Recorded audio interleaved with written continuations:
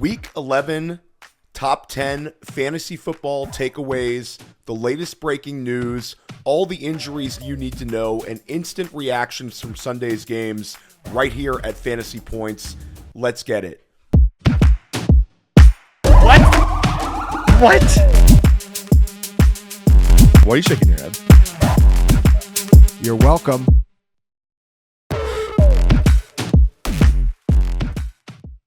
What's going on? Theo Gremminger, Fantasy Football Daily, right here on Fantasy Points. Week 11, a really fun one for fantasy. Some absolutely wild games. Some huge scoring performances that we've got to talk about. And this is like starting to really shape up. We are in the end game now. We are in the stretch run. Fantasy football playoffs right around the corner. Thanksgiving week next week. This thing is all wrapping up. Trade deadlines in a lot of leagues this week. This is it. If you play Yahoo, you play ESPN, your trade deadline is this week, or some leagues it's a little bit later, right before Thanksgiving. But the playoffs right around the corner. We got to get through all of this week's action, get ourselves ready for week 12, and we got to start it at the top. It's Josh Allen. Josh Allen week. Unbelievable performance from Josh Allen. It feels like every year we're talking about this sort of performance. And some years we're talking about this sort of performance multiple times over. But this year feels really different. There's not a lot of skill position talent on Buffalo. Like James Cook, we'll take it away. James Cook is a very good NFL running back. But we're not talking about James Cook. We're talking about the pass catchers. This year, Dalton Kincaid has had some very good games. Kincaid, of course, a first-round pick. Buffalo took him as a tight end. First-round pick a few years back, but he didn't play. Dalton Kincaid is missing. So we also have, the first-round pick from a few years back, missing. And then last year's second-round pick, Keon Coleman, an absolute disaster. Keon Coleman, inactive yesterday. We find out he missed a meeting on Friday, but the season has been terrible for Coleman. Khalil Shakir was completely invisible in this one. And Josh Allen still manages 6 touchdowns. Josh Allen is the only player in the NFL this season with a 6-touchdown game.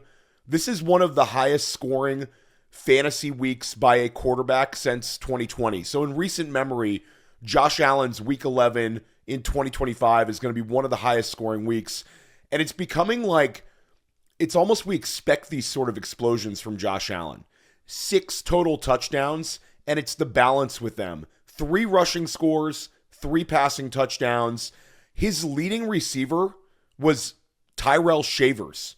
So anybody who had Tyrell Shavers in DFS, congratulations, because you're the only person in America that played him yesterday. Strong game from Tyrell Shavers. He'll be in the waiver wire article, but you're talking about a 26-year-old journeyman receiver that no one's ever heard of, leading the Buffalo in receiving yards. Buffalo scored 23 fourth quarter points, and this is one where they were trailing to Tampa Bay, and they end up winning 44-32 on the strength of Josh Allen. Josh Allen now has 4 of the top 11 highest scoring weeks since 2020. Think about that for a second. Josh Allen, in an era that has featured some unbelievable quarterback play since 2020. Think about all of the elite quarterbacks in the NFL. Guys like Joe Burrow, guys like Lamar Jackson, guys like Jalen Hurts, Jaden Daniels last season, Drake May this season. You go down the list. Then you go back to some of the retired guys. It doesn't matter. Josh Allen is on the Mount Rushmore of fantasy quarterbacks of all time. He's one of the most impactful fantasy football quarterbacks. Real life quarterback, absolute stud. No shade thrown at him there. But for fantasy football, he's an absolute weapon of mass destruction. If we were putting together our fantasy football all-decade team, now it's starting in 2020, Josh Allen is your starting quarterback. Unbelievable performance. And Allen is set to have a number of big-time performances down the stretch, regardless of who he's throwing to. We talk about wide receivers who are quarterback-proof, like the elite wide receivers. This guy's quarterback-proof. Josh Allen is receiver-proof. It doesn't matter who you throw out there. He's going to get fantasy points.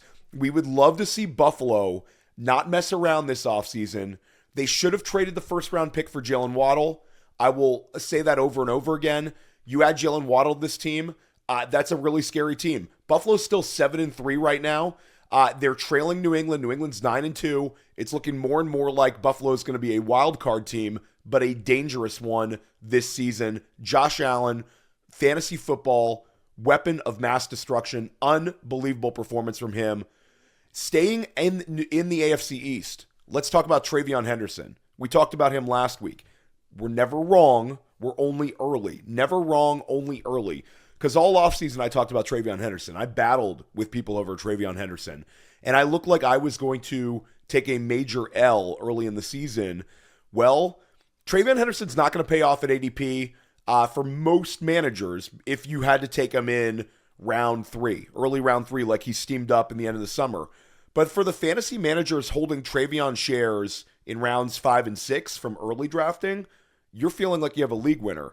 And there's going to be managers that have TreVeyon Henderson shares in round 3 and round 4 that are now suddenly looking like a team that could win their fantasy league when early in the season they might have struggled. So TreVeyon Henderson is a potential league flipper. He can flip leagues with this second half explosion. It's going to take a little bit of rational coaching here. When Ramondre Stevenson returns, are we going to see Josh McDaniel and Mike Vrabel say, okay, that's the guy. Here you go, Ramondre. The rock is yours. Or is Ramondre Stevenson going to mix in with TreVeyon Henderson leading the charge? I think it's really hard for New England to go backwards here. I think it's really hard for New England to go backwards. We've seen coaches do this before, though. But I think New England, a Super Bowl contender in the AFC, is going to stick with Henderson, and I think we're going to see him be the offensive focal point rest of the season. That's my gut feeling. And it's not like I'm some genius. TreVeyon Henderson had 5 touchdowns in a 5-day period. In Week 10, the huge game performance against the Jets, a huge performance against Tampa Bay, where TreVeyon Henderson had 14 carries, 137 yards, and 2 touchdowns. Massive week. Then Thursday night, it got even better. 19 carries for only 62 yards, but he scored on 2 of them. And then this is the important part. He adds 5 catches for 31 yards and a touchdown. So 3 touchdowns is fantastic. But if we can pencil in TreVeyon for some work in the passing game, it's absolute wheels up. TreVeyon Henderson looks like a player that New England made an appropriate draft pick on at the beginning of the second round because he looks like their long-term answer at running back.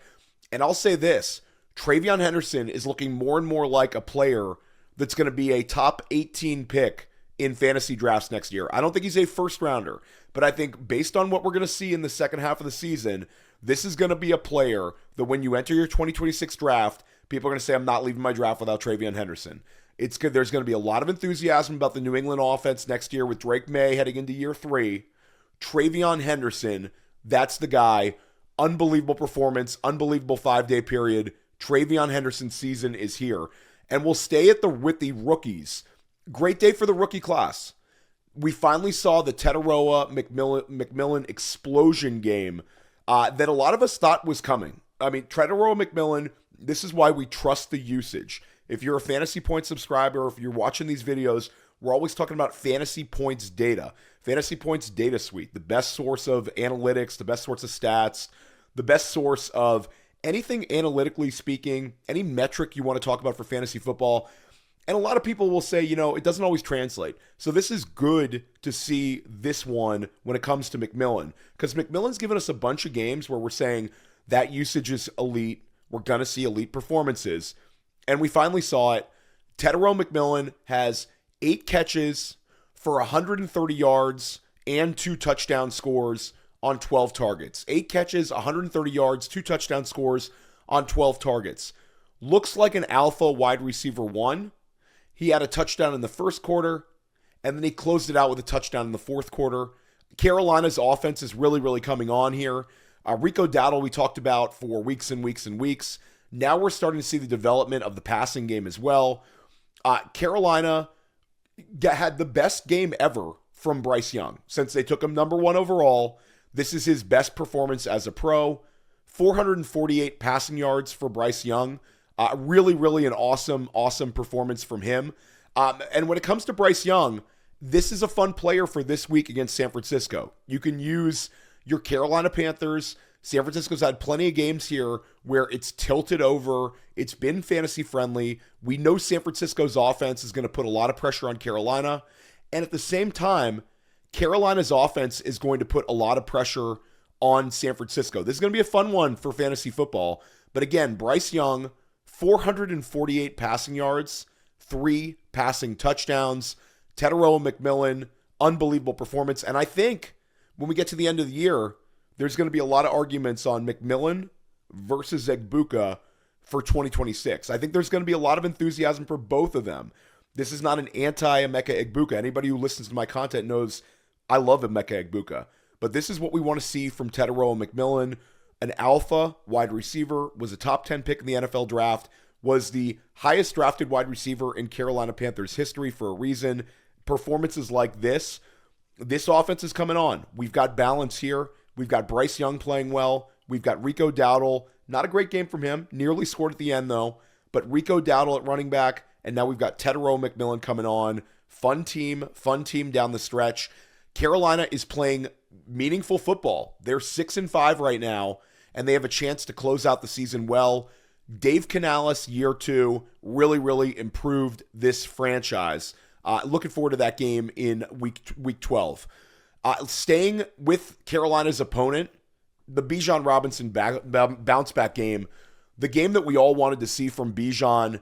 It's been a frustrating couple weeks for Bijan Robinson. We went from having a Bijan Robinson versus Christian McCaffrey versus Jonathan Taylor debates for the first half of the season. Who's going to finish as the running back 1 overall? Week 8 through 10, big setback for Bijan in terms of the scoring department. Really, when you juxtapose Jonathan Taylor's performance when they went head-to-head in Germany, and Taylor had like 4 times the fantasy points of Bijan, that's a tough one for Bijan Robinson managers. Of course, you took him earlier than JT, but with Bijan, there's no argument about the talent. The guy's unbelievable. We all knew it was there. You saw the Tyler Algier look like a star week. You know, that we saw Raheem Morris saying Tyler Algier is a star. Tyler Algier took 2 touchdowns off of Bijan last week. But this week, there is a huge reset button on Bijan Robinson, and there could be way more to come against New Orleans this week. We'll talk about that in a minute. But week 8 through 10, again, the scoring numbers were down for Bijan. He had a 17-point week that was bracketed by like 2 lower scoring weeks, like a 6-point week and a 10-point week, bracketing a 17-point week. Well, Bijan fully back this week, had an unbelievable performance. Atlanta loses, but Bijan Robinson managers win. Bijan finishes with 104 rushing yards on 23 carries and 2 touchdowns, and then gives you that Bijan Robinson, what we expect from him as a receiver, 4 catches for 39 yards. Bijan locked in. In Atlanta, there could be a lot of changes coming here. So Bijan, they're going to lean on a ton. I think that week 12 could end up being a huge Bijan Robinson receiving week. They're going to have to lean on Bijan Robinson in the passing game with now Drake London getting an MRI on Monday. A lot of downplaying by Atlanta, saying, you know, we don't know how many games he's going to miss, but this is not looked at as that serious. The way NFL teams talk, they're not fantasy managers here. So when NFL teams say not that serious, I mean, they're thinking about the long-term outcome for Drake London. Your fantasy manager right now, Drake London, you are nervous. You are super nervous right now. I'm recording this Monday morning, early Monday morning. I record this one sometimes Sunday night, sometimes early Monday morning. Recording this early Monday morning, and I'm nervous. I got a ton of Drake London exposure. I'm worried he's going to miss multiple weeks here. MRIs are tricky. Even if it's nothing, it could be something. And I think they're going to be cautious with their young star wide receiver. This is not a team that's playing for anything right now. Atlanta just dropped to 3-7 on the year. Their Michael Penix now looks like he might miss a few weeks. You might see Kirk Cousins this week. Kirk Cousins will end up potentially starting if Penix misses time. But what's interesting about Penix is he re-aggravated the same knee injury that he had in week 8. So there's a lot of changes here in Atlanta. But one thing is for sure, it's Bijan Robinson rest of the season.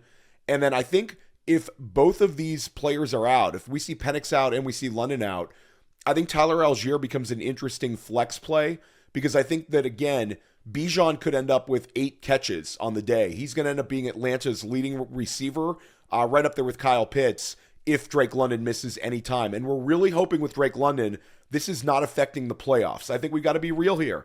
Maybe it's a week, maybe it's 2, but we need Drake London in the fantasy playoffs. If you drafted Drake London the way he's been playing, and London had 7 catches for 119 yards against Carolina, he gets you another strong performance. You need him to come back in the fantasy playoffs. And let's stay again in the NFC South here. It was Sean Tucker week. We talked about how Buffalo beat Tampa Bay, but a huge development in Tampa Bay. This is the 3rd straight week where Sean Tucker outrushed Rachaad White. This is not surprising, but with Tucker, it's Tucker dominating this week against Buffalo. Tucker had 19 carries for 106 yards and 2 touchdowns, including a 43-yard touchdown run. He looked like the home run hitting running back that we saw at Syracuse. And anybody who experienced Sean Tucker at Syracuse, the guy looked like a day 2 pick. Of course, off the field concerns, injuries, bad medical made Sean Tucker be an undrafted free agent. But now it's starting to look like Sean Tucker is going to deliver on the promise he showed in college. Back-to-back seasons with Sean Tucker giving you an RB1 overall week. Last year we had the crazy game against New Orleans where he went nuts and then was buried by Tampa Bay's coaching staff. It feels different this time, even with Bucky Irving coming back. And Bucky Irving should be back. Bucky Irving practiced this last week. It was great to see. But with Bucky Irving coming back, I think that Tucker is still going to remain on the RB3, high RB3, low RB2 flex radar. And I think both backs are going to get a lot of touches. I think that they like Tucker a lot. And it's really, again, hard to put this one back in the box. It's a franchise that also values big plays. And Tucker is a home run hitting back. And if you think about the stylistically, mixing in Bucky Irving with a player like Tucker, that puts a lot of pressure on opposing defenses, and it keeps Bucky Irving fresh. Now, Bucky Irving, this does lower his ceiling. Bucky Irving was averaging 18 points per game before he got injured. So for the first 4 weeks of the year, Bucky was averaging 18 points per game. I think that number is probably going to come down to the 14.5, 15 point per game mark, but he'll be back in your lineup. I think that's still acceptable for some managers, and Bucky could still put up the spike weeks. This offense works. 32 points in a losing effort against Buffalo. Tampa Bay's got a lot of big football games left. They're very much in contention. This is going to be a team that's going to be playing a lot of shootout type environments. Sean Tucker, very much a flex. If for some reason he's still available in your league, prioritize him this week on the waiver wire. And speaking of touchdown outbursts, San Francisco 49ers. Unbelievable big performance this week against the Arizona Cardinals, and exactly what you wanted to see. Like, this is exactly what you want to see for San Francisco. You get the huge news of Brock Purdy coming back, and Brock Purdy ended up leading this offense very, very well. Mac Jones played great. We've talked about Mac Jones sort of as a player that there's going to be a big market for this offseason. If the NFL draft sort of shakes out the way we think it is, with maybe 2 quarterbacks drafted in the first round, maybe 3, then I think you're going to see Mac Jones, a huge trade market for him as a guy who could step right in as sort of a elevated bridge quarterback that maybe get a couple of years out of as a starter for a franchise. Brock Purdy, only 200 passing yards, but 3 passing touchdowns. And really what we want to see from George Kittle. George Kittle, 6 catches for 67 yards and 2 touchdowns. He's had 15 targets the last 2 weeks, and he's caught all 15 of them. George Kittle looks just terrific. We saw a very slow start. I think we have to look back and have revisionist history that a slow start back from injury, he needed a little bit of a ramp up. And I think San Francisco wanted to see that ramp up because the usage is there. 15 catches on 15 targets and 3 touchdown catches his last 2 games. He had his 50th touchdown catch as a pro. George Kittle is a monster. I think you have to view him as a top 4 tight end rest of the season. Christian McCaffrey, again, started out the game great. Sky Moore nearly took a return to the house. and Christian McCaffrey punched it in. Ended up with 3 rushing touchdowns. 6 touchdowns in 6 games played for CMC. And this was the one Achilles heel for like the Christian McCaffrey versus Jonathan Taylor debate. Who's going to finish as the RB1 overall? It was Taylor scoring a bunch of touchdowns on the ground and McCaffrey not scoring rushing touchdowns. So we had the elite receiving usage, and we still will have that for CMC. But it was the elite receiving usage. And again, McCaffrey gets you 5 catches for 40 yards and a touchdown. So he gets you the 3 touchdown game. But again, I'm loving what I'm seeing from the rushing scores. Because if we get that from McCaffrey down the stretch, this is going to be a real battle. This is one of the best battles we've ever seen for the RB1 overall. You've got Jonathan Taylor averaging more than 27 points per game. And you've got Christian McCaffrey averaging 25.8 points per game. So 2 players averaging north of 25 points. Year of the running back last year, and it's year of the running back once again with Christian McCaffrey and Jonathan Taylor. And the crazy thing is, you could have drafted both of them. That'll haunt you for the rest of the day. Just think about all the drafts you're in. You could have walked away from nearly every single fantasy draft if you had a top 8 pick. And for some parts of the summer, if you had just a first round pick, you could have had Christian McCaffrey and Jonathan Taylor on your fantasy team. Why do we overcomplicate things? Shout out to both players. It's going to be a heck of a finish for the RB1 overall. Indianapolis was on a bye week this past week, but both these players are absolutely cooking. Opposite of Christian McCaffrey, we saw another great performance, fantasy-wise, from Jacoby Brissett. Now, if you're a Cardinals fan listening to this, you're like, Theo, just be quiet. We lost 41-22. But again, we don't play real-life football. We play fantasy football. And Jacoby Brissett completely ate in garbage time. Arizona scores 12 points in the fourth quarter. We get the garbage time points from Brissett. They lose 41-22. But Jacoby Brissett set an NFL record with 47 completions. The previous high was 45, which was Jared Goff and Drew Bledsoe.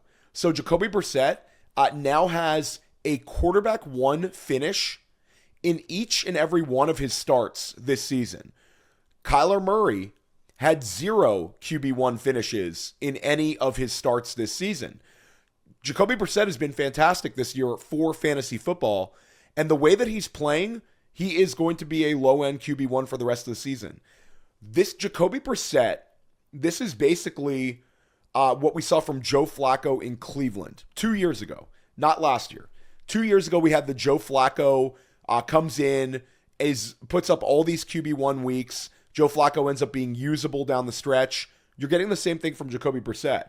Jacoby Brissett's putting up QB1 weeks every single week. You already know I'm going to talk about Trey McBride. Another unbelievable performance from Trey McBride. 10 catches, 115 yards, and a touchdown. That's the number 1 target for Brissett. And McBride now has 7 touchdowns on the season. A lot of the haters, the doubters, the non-believers, the people who called Trey McBride a PPR merchant, plenty of people said, this guy didn't score touchdowns at Colorado State. He didn't score touchdowns early in his career. Well, Trey McBride is shifting the narrative. 7 touchdown catches on the year. That's tied for 3rd in the NFL. Trey McBride is a monster edge for you to have right now in fantasy football at the tight end position. Trey McBride is like 2 tight ends at once in a lot of leagues. Trey McBride is putting up massive numbers each and every week. But the story of today is Michael Wilson. Michael Wilson, who was like $3,800 on DraftKings and DFS. We talked about Michael Wilson a little bit in a couple of the articles at Fantasy Points. Shout out to the DFS team at Fantasy Points. They had Michael Wilson as a core player for your lineups. So if you're reading that article every week, a lot of us made money at Fantasy Points in DFS. I finished number 1 in a couple of things. Not like $1 million one, but this was a nice payday, nice couple of $1,000 payday on a couple of these leagues, using Michael Wilson, using Jacoby Brissett, and using that stack with Trey McBride. I played all 3 of them. You're not going to run pure like that every week, but a shout out to our team who had Jacoby Brissett as one of the main quarterbacks you should use this week. One of the top 2 quarterbacks you should use in DraftKings. They had Jacoby Brissett. They had Michael Wilson, they had Trey McBride, they had Christian McCaffrey, they had Bijan Robinson. So if you're looking to get an edge in DFS down the stretch, any Fantasy Point subscription, subscribe to it. We're all discounted right now. You can use the code Theo and get an additional 15% off. Some of these packages are very low priced. You will pay for your package in 1 week with our prop bets and our DFS. Our DFS content has just been absolute fire this season. Shameless promotion, but go check it out. I made some money yesterday. You should as well. Shout out to the projections team too. Our projections have been ridiculously good. Chris Wecht behind the scene, one of the best rankers in the entire country. Unbelievable what he's doing this year. But with Michael Wilson, 18 targets, 15 catches for 185 yards. He's one of the top waiver wire ads this week. Marvin Harrison Jr. could miss week 12. But what's very interesting, and I think there's a little bit of a question mark as to the return of Marvin Harrison Jr., like the timeline here. We'll know early in the week with some of the beat reporters from Arizona. But like even if Harrison Jr. comes back, Wilson is worth adding because this sort of a day, big time performance from Wilson. Wilson was a 3rd-round pick, played at Stanford, was a Senior Bowl guy, 18 targets, 15 catches, 185 yards. Huge performance, 18 targets. And Brissett has had a run where McBride finishes as the tight end 1 overall or near the tight end 1 overall, and Brissett supports a secondary receiver. We've seen a 15-point game from Marvin Harrison Jr., we've seen a 20-plus point game from Marvin Harrison Jr., and now a huge game from Michael Wilson. So you're basically starting Brissett, and you're starting McBride, and you can also start a Arizona Cardinals pass catcher. Greg Dortch was pretty good too. So at the end of the day, Michael Wilson, add him off the waiver wire. Be excited about Jacoby Brissett. Strange things happen in fantasy football, and Jacoby Brissett is a QB1 for the rest of the season. Another player who we're really excited about, we talked about Trey McBride thriving with Jacoby Brissett. Let's talk about Nico Collins thriving in back-to-back weeks here. CJ Stroud missing, and this team now goes 2-0. Davis Mills, for the last 2 weeks, starts for Houston. And Davis Mills has been zeroing in on his wide receiver 1 in Nico Collins. And this has been a 3-week stretch for Nico Collins where Nico Collins started the year off slowly. Not a whole lot of good stuff there. This was one of the reasons that we were very critical of Nick Caley, is Nico Collins was not thriving. A player that we drafted very highly. In a lot of leagues, Nico Collins was a top 15 pick. And a lot of other leagues, he was drafted inside of the 1st round. He was a very popular player to take when you had the 11th or 12th pick, combine him with a running back, or take him wide receiver. It looked bad for a lot of the season. But yesterday, we've seen Nico Collins now with 9 catches for 92 yards on 10 and a touchdown on 10 targets. This is 3 straight games for him with 10 targets or more. In the 2 games with Davis Mills, Nico Collins has averaged 23.4 points per game, and the target share the last 3 weeks, 25%, 34%, and 28%. So 3 straight games with a 25% or higher target share. And Houston, they're winning games here. They won 2 games this against 2 AFC South opponents. Again, Houston is a team where we are used to seeing them in the playoffs, and they're winning games late in the year. This is a team that's figured out how to win and of course, the Denver game came right down to the wire. That was like an 18-15 game. So this could have been a 3-game streak. Now, Houston's going to have to get it together. They're 5-5. This is a team that's going to have to win games down the stretch.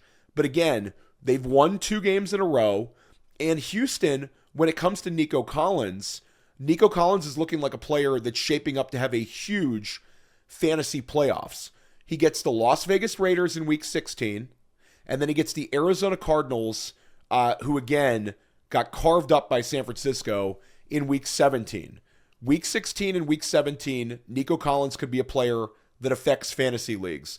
Another player who's sort of an under-the-radar league winner here, Devon Achane. We've talked about him on the show a ton. I'm a huge Devon Achane guy. Over the years, if you listen to my content on Fantasy Points or when I was at the other channel or any of my articles, whether it was Fantasy Points, other fantasy sites or The Athletic. I'm a Devon Achane stan. He's a player that I've really been hyping up since before he even played in the NFL. And guy makes me look smart because he's an absolute baller. And it continues yesterday. Devon Achane in Madrid.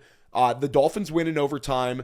And they did it on the back of Devon Achane. The volume that he's taking on for this team, this role is unbelievable. This is like a Christian McCaffrey-like role on a team that's not good. And Miami, to their credit, they're bringing it though. Miami, of course, beats Buffalo, beats Washington. This is a team that really seems to be caring, and they're trying to save Mike McDaniel's job. I think Mike McDaniel might survive this thing, and that would be a good thing for Devon Achane because McDaniel maximizes Achane. This is his sixth game in his last 7 games played with a 20% or more target share. You get five catches for 45 yards for Achane, second leading target on Miami, 5 catches for 45 yards, a 25% target share, but it's the rushing numbers. 21 rush attempts for 120 yards for Achane. Achane is just unbelievable. The usage is fantastic. And again, it's a player that we're sort of circling for the fantasy playoffs. They have the Bucs in week 17, and they have the Bengals in week 16. Bucs and Bengals. We're not even going to talk about Cincinnati today, but Cincinnati got smoked by Pittsburgh. Kenneth Gainwell went nuts. And of course, when it comes to the Bucs, 3 rushing scores allowed to Josh Allen. The Bucs gave up 44 points yesterday. So Miami, week 16 against Cincinnati, week 17 against Tampa Bay, a league-winning runway for Devon Achane. And one of the goals that Achane talked about in the preseason was he wanted to have his first 1,000 rushing yard season. He's going to get it next week. Miami is on their bye week this week. Devon Achane's going to get it Thanksgiving week. Week 13, Devon Achane will have 1,000 rushing yards on the season. Right now, he needs just 8 more. I think he'll get 100 rushing yards that game. So let's say by week 14, I'll guarantee it. Over the next 2 games he plays, he's going to get his 1,000 rushing yard season. I think he'll get it in week 13. 900 rushing yards on the season. Needs just 8 more yards to get a new career high. He had 907 rushing yards last year, just running so hot. The guy is playing so well. League-winning potential for Devon Achane, and he's the under-the-radar league winner. You talk about like the NFFC primetime. You talk about the FFPC main event. You talk about underdog best ball mania. You talk about these formats where you have 3-week sprints. And how about just your fantasy league? You have fantasy leagues where it's combined scoring in week 16 and week 17. Or hey, maybe it's just a single elimination fantasy playoffs. Devon Achane is the Jonathan Taylor, Christian McCaffrey, the big 2 edge pick, where I get it. Bijan Robinson could be that player. We saw it, but the threat of Tyler Algier makes Bijan Robinson just a little less appealing here. Bijan could put up his 30, but again, the propensity for Atlanta to let Tyler Algier take goal line attempts or attempts inside the red zone, that sort of scares me a little bit. Whereas with Achane, it's the elite usage. He's a north of 20 point per game player on sort of a bad team, but we know the receiving work is going to be there every week, and this is his best rushing season as a pro. Don't be surprised if Devon Achane runs really pure the rest of the season, and we see like a 1,450 rushing yard year from him. I think he's trending up in the right way. I think Achane is going to end the year on a very, very high note. And then a couple of bonus takeaways here. Jameson Williams is absolutely cooking. 4 out of his last 5 games, he's had 16 points or more. Scores a touchdown against Philadelphia. Detroit had really nothing going on. This was an ugly, ugly game. Not an ugly game if you're an Eagles fan. This is exactly what you want to see as an Eagles fan. But fantasy managers, not what we would hope for. A 16-9 game. Jahmyr Gibbs ends up leading Detroit in receiving yardage. A really positive for Gibbs to get 107 receiving yards. But the story remains Jameson Williams. Gibbs is always an RB1. Amon-Ra St. Brown's always a wide receiver 1. Amon-Ra St. Brown was invisible in terms of his production against Philly, but he still had 12 targets. He's the wide receiver 1. But Jameson Williams, 4 catches, 88 yards, and a touchdown. That's 22 yards per reception, one of the most explosive players in fantasy, gets a 40-yard grab. I mean, Jameson Williams, the stretch that he's been having, it's a narrative-shifting stretch. Looked like a bad pick in the beginning of the season, but again, these seasons are long. And under Dan Campbell's play calling, over the last 2 weeks, Jameson Williams, 10 catches, 207 yards, and 2 touchdowns on 14 targets, and he had a rush attempt that went for 9 yards. Week 11, 19% target share. 19% target share in week 11, and in week 10, he had a 21% target share, 21.8%. So we're getting right around a 20% target share, which is all that Jameson Williams needs. Really trending up. Looks fantastic. Another little bonus takeaway: 2 contenders in the division in the conferences are starting to shake out, and they won in different ways. This is really a defensive shout out. The LA Rams forced 4 interceptions off of Sam Darnold. Sam Darnold's worst game of the season by far. The Rams defense showed up in a major way. Matt Stafford had a low volume passing day, but he had 2 passing touchdowns. So he continues to throw touchdown passes, but Matt Stafford definitely didn't get you there if you started him in fantasy. But the player to sort of single out, Kyren Williams, 12 carries, 91 yards, and a touchdown. He had a 30-yard run. He had a 34-yard run. Longest run of the season for Kyren Williams. And Kyren Williams is now top 10 all-time in Rams rushing yards for their franchise. Really a statement win for LA. And then the other statement win, Denver Broncos. Most important win of the Sean Payton era. They beat the Kansas City Chiefs. A huge program win, if we're going to kind of steal a college football expression. A huge program win for the Denver Broncos. Denver Broncos improved to 9-2. And again, beat the Kansas City Chiefs. Huge win for them. Sean Payton's biggest win during his time in Denver. Let's be honest. This was the biggest win for Sean Payton. The Chiefs dropped to 5-5, but now the Broncos are 6-0 at home, and they're 9-2. So again, 6-0 home record, 9-2 on the year. And that 6-0 home record is very important because Denver has a chance to host the AFC playoffs. This is a team that a lot of people are going to project to lose early in the playoffs. But Mile High for the playoffs is going to be lit. And they have the defense in Denver to affect opposing quarterbacks. Like we saw yesterday, Mahomes had an interception, only 1 touchdown pass, and they pressured him throughout the game. So Denver, with that defense, that's a team that could get out of the AFC in sort of a big upset. I wouldn't bet on it, but when you have home field advantage, crazy things can happen. They shut down Rashee Rice yesterday. If you used Rashee Rice, really bad game. Really low-scoring game for him. Low yardage, I should say. Sort of the nightmare scenario for the role he's in is a performance like this, where he's getting a bunch of targets, but a lot of them are those manufactured ones, and he doesn't get it going in the yardage, doesn't score a touchdown, gives you a performance like this. Rashee Rice will bounce back. Patrick Mahomes will bounce back. And then RJ Harvey, who was a huge storyline heading into the game, limited in his production, but he out-touched Jaleel McLaughlin 14-7. So I think RJ Harvey, Kansas City was always a tough matchup. Harvey is not going to do what TreVeyon Henderson's done. Don't get it twisted. But RJ Harvey can be an RB2 for the rest of the season with J.K. Dobbins now done for the year. So look for RJ Harvey to have a stronger performance coming up. Denver has their bye week in week 12. But one thing that's important is Tyler Bidet was not used in the passing game. Bidet had 1 target. So sort of the nightmare scenario would have been Bidet taking on the targets. RJ Harvey ended up with those targets. So Harvey will end up being okay. Again, not TreVeyon Henderson, but he'll give you running back utility. And then a quick reminder on your bye weeks. Week 12, you have 4 teams on bye.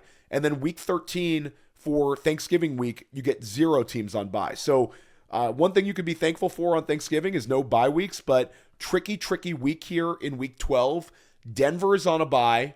Not a whole lot of fantasy starters in Denver, except the Denver Broncos defense is going to be an edge pick you're losing. Washington gets a much-needed bye. If you're using Deebo Samuel, you're not going to use him this week, and he was probably the only commander that was in a lot of starting lineups this past week. Miami out. This one hurts. Devon Achane cooking. He gets a week off, and Jalen Waddle was also cooking. gets a week off. And then the LA Chargers really need this game. They're at a crossroads. They get smoked by Jacksonville, absolutely smoked by Jacksonville. Complete annihilation there. Jacksonville wins 35-6 in Jacksonville. And LA needs this one. LA's 7-4. They've got to get right. I think there's going to be a lot of self-scouting. Expect for LA to sort of get things going in week 13. But this was a very, very bad loss. Jacksonville also interesting. Jacksonville gets their 6th win of the year. So we really have an interesting sort of AFC playoffs shaking out. There's a lot going on in real life NFL. There's a lot going on in fantasy football. Stick with us here at Fantasy Points. If you're watching this on the YouTube channel, hit the like button, hit the subscribe button, and also subscribe to the podcast version. Fantasy Football Daily, anywhere you get your podcasts, dropping 4 episodes, sometimes 5 episodes a week. Waiver wire, start, sit, decision, guest shows. We've got it all. Make sure you are subscribed to Fantasy Football Daily. Also subscribe to Dynasty Life. That's my Dynasty podcast. Anyone who wants to learn about Dynasty, be a better Dynasty manager, we've been putting out awesome episodes. Just dropped my 2026 Dynasty rookie rankings with Brett Whitefield. We did a top 20 for the players currently in college that we're projecting to be drafted very highly. Want to learn about guys like Jordan Tyson, Jeremiah Love. We talked about them. Jeremiah Love might be a first-round pick in redraft if he ends up getting drafted very highly, ends up in the right situation. There's a bunch of wide receivers this year. Make sure you're checking that out. And then the School of Scott podcast, Scott Barrett and I, every single week on Fantasy Points YouTube and on the School of Scott feed. We're everywhere here at Fantasy Points. Check out all my articles, all my rankings over at fantasypoints.com. Makes a great Christmas present, makes a great Hanukkah present. If you want to give somebody the gift of winning fantasy football, winning DFS, winning Dynasty, we've got it all. And the sports gambling picks have been on fire. Shout out to Tom Brawley. This guy's on a heater with his NFL prop bets. We're everywhere here at Fantasy Points. We're going to help you crush your fantasy leagues this season.